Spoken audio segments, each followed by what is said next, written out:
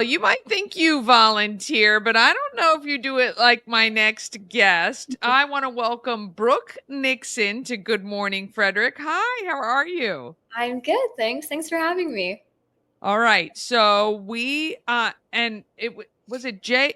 Jayla. J Jayla, yep. Jayla. We met Jayla earlier this year. I didn't even know there was a Miss Volunteer program, and I Mhm. love it. I think it's amazing.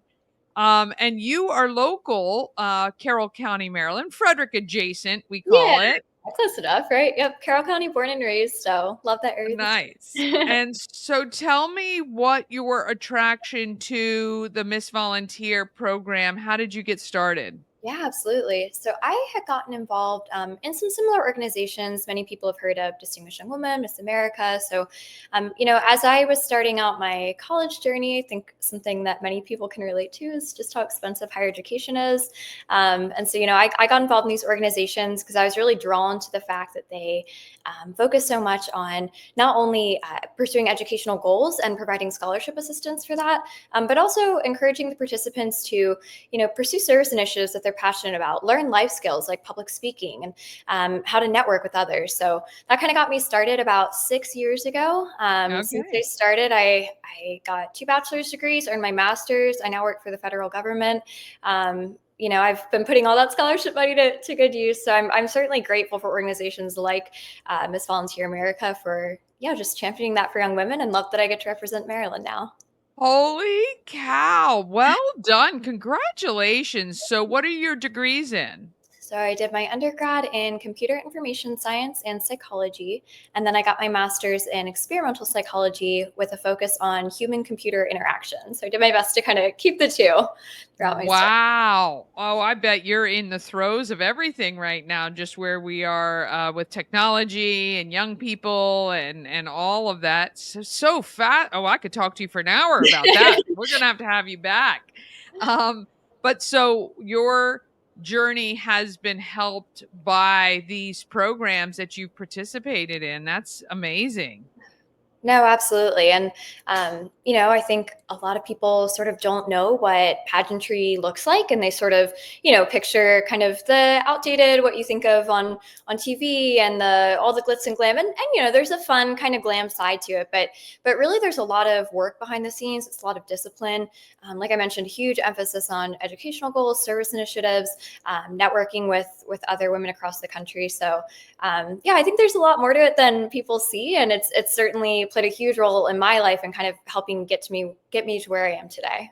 Yeah. So working for the federal government, you got the big girl job, you got the degrees, which are phenomenal.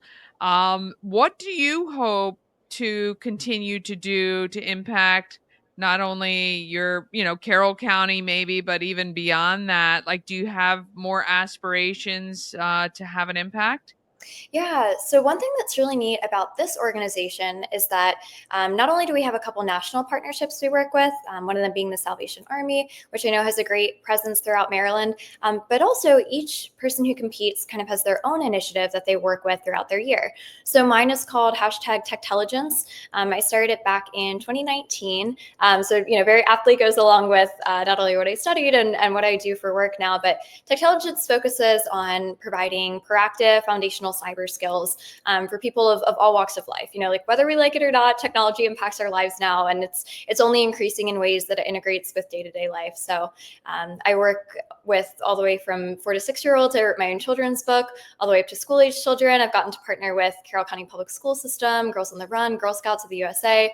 I've also worked with Brightview Senior Living Facility with a program I have called Cyber Safe Seniors. So I love getting to kind of be as hands-on as I can in the community, especially throughout Carroll County and throughout Maryland, to just get to have an impact not only for what the organization is, but particularly for cyber safety, which is something that I'm really passionate about. Oh my gosh, yes, definitely. And after this interview, we're gonna chat for a second because I'd love to keep having you back because I think this is so vital for families Absolutely. because you have the extreme degrees, the families who are trying to keep their kids off technology 100%, which is Yeah, virtually impossible. right. And then you have those who aren't monitoring anything at all. And I always say everything in moderation, Yeah, finding a happy absolutely. medium, but being very aware as a parent of, what's out there is so important too. Yeah. And that's incredible work. Like I can imagine how inundated you probably are with the new things that are coming out every single day. And it's really phenomenal. So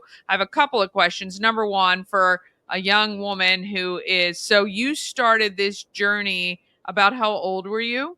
I was about 18 when I started. Okay. So, and I know that there are um the Miss Volunteer Uh, America, correct? So there's yes, the there's a teen teen teen program. version you can start at 12, 13, or Yeah. whatever. Mhm. How does one, if one is watching you or listening to you right now, how do they get involved? What should be the first step? Yeah, so we are currently recruiting for more candidates to be local title holders for a state program. Our state competition is happening the first weekend of August, August 1st and 2nd, so there's still plenty of time. If you're interested in learning more about the program or potentially signing up, you can go to our website. You can also find our organization on Instagram, Facebook. Feel free to send direct messages to us, myself, or our amazing directors, Heidi and Hannah.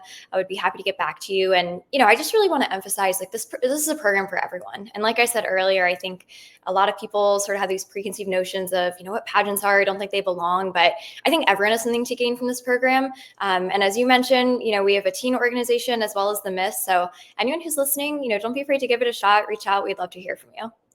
Yeah, and it's interesting because I just interviewed and had a relationship with distinguished young women, Yes, which amazing. started out as the junior miss pageant Yep. program and has shifted more towards, again, like you say, I think the pageants that are smart have gotten out of the glitz and the glam of the 80s or maybe even the 90s and have moved more toward educating young women in ways that no matter how they finish in the actual pageant, they've gained skills for life in the networking and public speaking and finding a passion or a cause to get behind. I think that's phenomenal. I Yeah. really do. Absolutely. I'm And a proud DYW alum myself. It's actually DYW of Carroll County in 2018. So oh, I wow. completely agree. It's an incredible program, and like you said, it really has evolved as it needs to now to stay relevant. And Yeah. relevance today looks like making sure that we're championing what's important, and that's Yeah. education, that's our success and our goals. So completely And agree. that on top of the scholarship opportunities, which, obviously defraying the cost of your higher Mhm. education gives a lot of people the option where it may not have been possible before, which I love.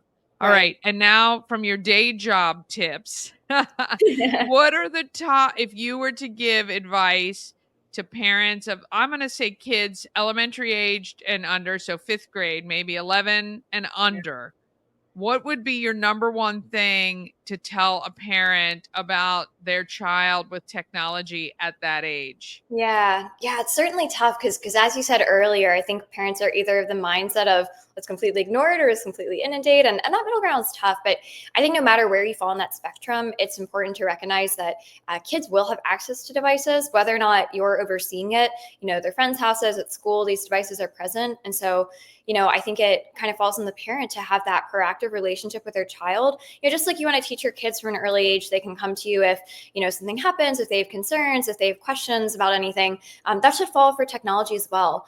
We're seeing a lot of increased scams in things like kids gaming websites or even through school-based devices where bad actors are reaching out to them online, and if a child doesn't know what to do, they're more likely to keep it a secret. So just starting these conversations early with them. If someone reaches out to you online, if you get a weird message, if something doesn't feel quite right, just making sure that they know they can go to you. And then there are plenty of educational resources. I actually have a website that has a hub of free resources for parents and kids of all ages. I can send you the link. It's called techtelligence.wixsite.com/index. So that's a good place to start out. But yeah, I think just encouraging that early communication is so critical. Yeah, absolutely phenomenal. Well, we are so grateful you are really part of our community, making an impact not only in Carroll County where you live and we're brought up, but obviously the world around you with technology. We know you're going to keep doing some amazing things because what groundwork you've had, I love it so much. We really appreciate you taking time out of your day today, Brooke, and look forward to speaking to you again soon. Yeah, absolutely. Well, thanks for having me. And yeah, I'm excited to represent Maryland so soon.